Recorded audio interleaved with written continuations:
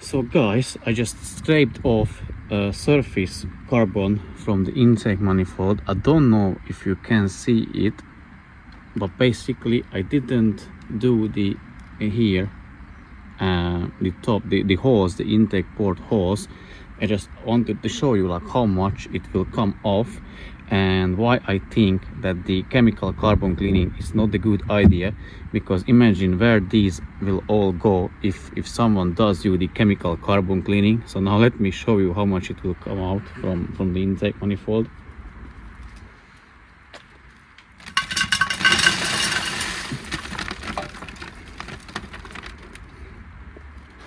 And that is basically